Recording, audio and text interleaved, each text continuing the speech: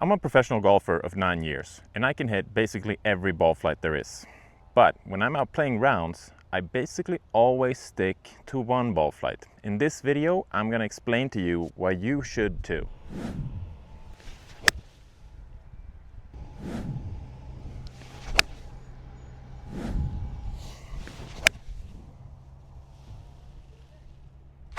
So let me tell you frankly, just because you can do something does not mean you should do it.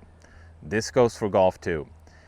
If you're at a level where you can hit all the 9 windows that Tiger talk about, low fade, high draw, all the possible ball flights that there is, doesn't mean that just because a shot calls for it, you should do it. When we learn how to hit different golf shots, we also see the pin locations in different ways. We see the tee shots in different ways. We learn, what is this hole asking for? What is this shot asking for? And many times our impulse is going to be to follow that question.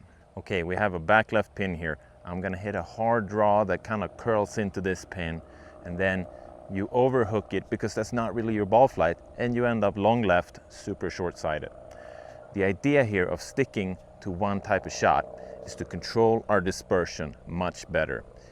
If we're constantly changing in between shots and we're always trying to hit that perfect shot, our dispersion is going to be bigger. Regardless of your skill level, we're always changing our swing, modifying more things than we actually need to do, and that brings in more possible outcomes, making our dispersion bigger.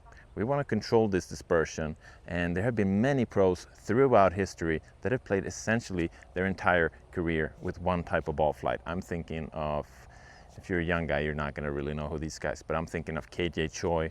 I'm thinking of Kenny Perry, who at 47 years old climbed all the way up to 4th in the world, kind of out of nowhere, basically playing a hook shot. Kenny Perry was asked, what do you do if the pin is on the right side of the green and it's really firm greens? He said, well, I hit it to the left side and I two-putt.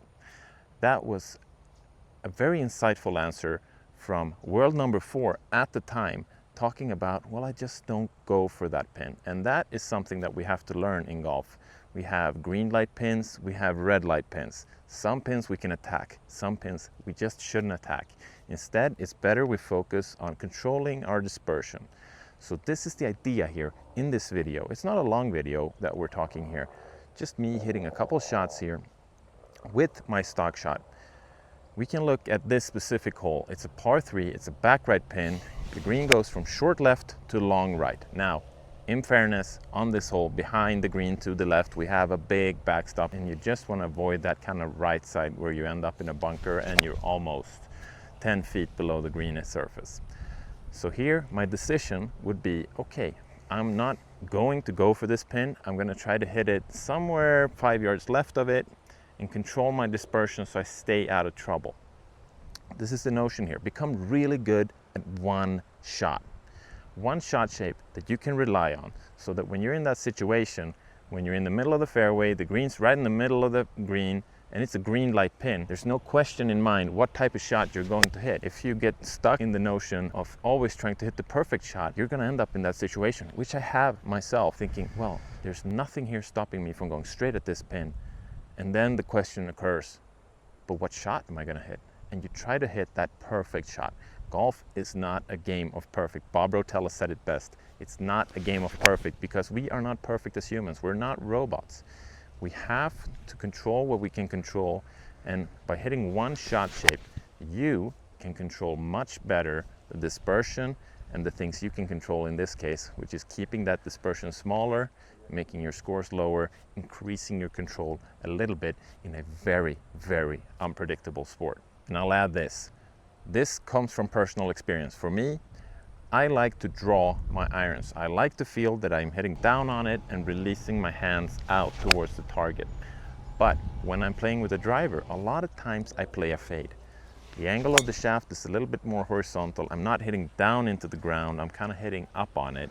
So with that long shaft, for me, actually my stock shot with the driver would be a little bit of a fade, and with my irons it's a little bit of a draw. So this is not to lock you into some sort of prison of you always have to hit a draw, you always have to hit a fade.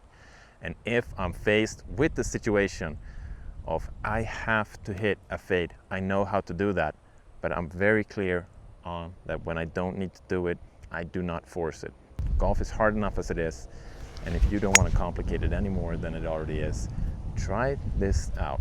Try to stick to one shot shape. Try to become really good at that one shot. Don't complicate golf more than it needs to be. Try this out. I promise you, it's going to help you over the long term, and it's going to really help you out in those pressure situations or when you're faced with a shot that you're a little bit insecure. Difficult shot. What do I do here? Try it out. Thanks for watching. See you guys in the next video.